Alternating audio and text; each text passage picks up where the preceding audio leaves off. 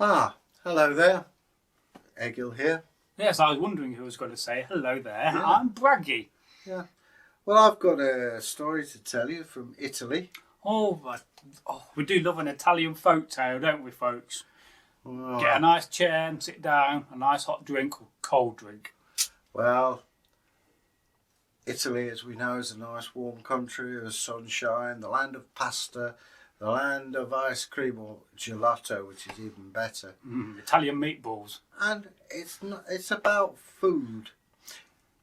In a place called Lombardy in Italy, where the sun shines and the wine is great and the women are pretty, and there's lots of little farms. And on this farm, this man called Gino Parezzi, has a collection of castrated roosters, which I believe are called capons. It's an odd thing to collect.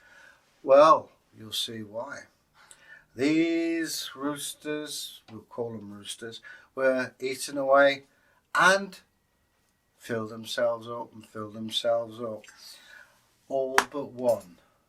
Hey Mario, look at Gino, he's as skinny as I like. Hey, get off of my back. I eat as much as you, I'm just a mean clucking machine. He's a stupido.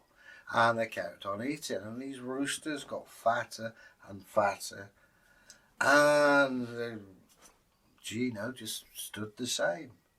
Hey Gino, I'd say, eat something, you look terrible. Come on, eat, mange.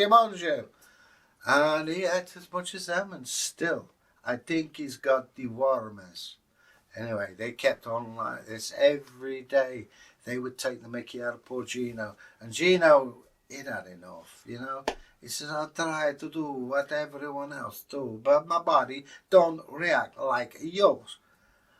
And it was coming up to the time of Easter, when all Italians go to church and they eat a great feast. And Signor Linguini, the mayor, wanted those roosters, and he says, you kill all the fat ones and we make a great feast. And Gino, he was left out. And Antonio, the big fat one, the biggest of lot, said, wouldn't it be better if we liked Gino, eh? Now we're gonna die. Ciao. Ciao, said Gino, and lived to a ripe old age because he never put on any weight. Now there's a moral in there, I don't know which it is, but don't take the mickey out of people. Was he on the chicken diet? Oh, I don't know.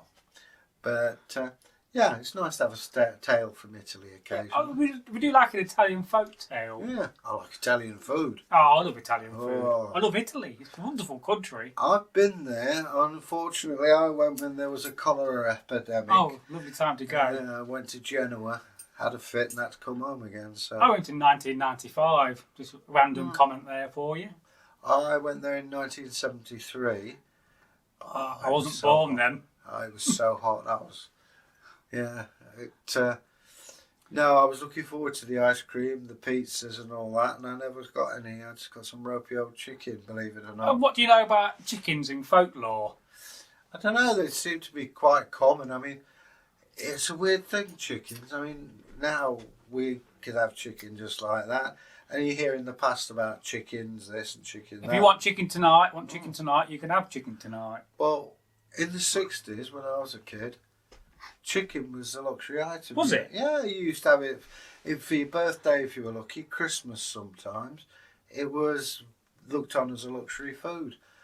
I don't know why that should be. It just lasted that time, because by the 70s, you got Colonel Sanders and people like that. Oh yes, old KFC. And I think the factory method started.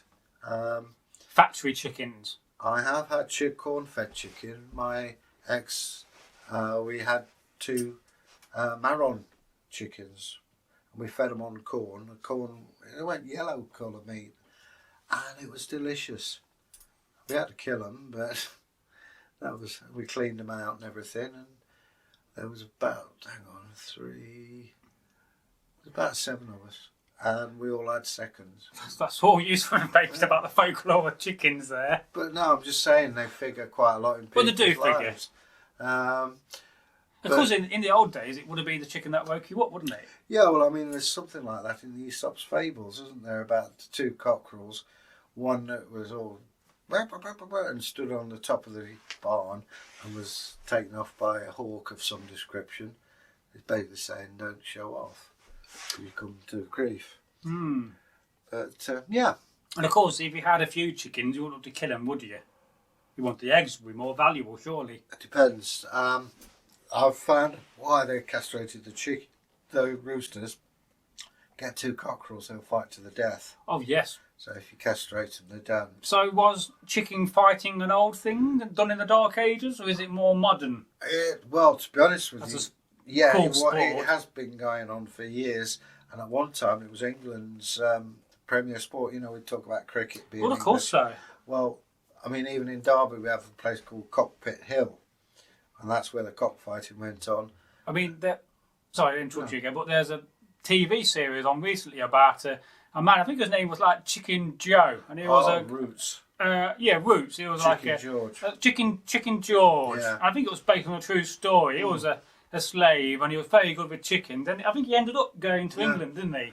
Yeah, chicken cockfighting is still carried on, I think, in Mexico. Well, I think it's still probably carried on here legally, like dog fighting. But yeah. I mean, we condone that. You see, we have to get it in perspective. In the past, times are a lot harder than we have, and your living conditions were a lot harder. So it had to be something really powerful to move you, and hence prison system being like it was then, brutal. You had to have something even more brutal to get the old emotions going. It's rightly now prohibited, but up until the Regency period, cockfights were quite common. A lot of money would take place, and those of you fortunate enough to see the series Roots, you'll know that Chicken George, that was his job. Yes. But how times have changed. Yeah. Well, like you say, it probably goes on illegally. A lot of these blood sports do. But hopefully we'll put a stop to them. Yes, when we become a level 1 civilization. We can all but hope. Yeah. Now, just to end this little folk tale and little story, did you not say that this sounded like a band from the 60s, a title of this Yeah, it did. It sounded story? TheFatRoosters. Yes. Have you not heard No. about the bird? Oh.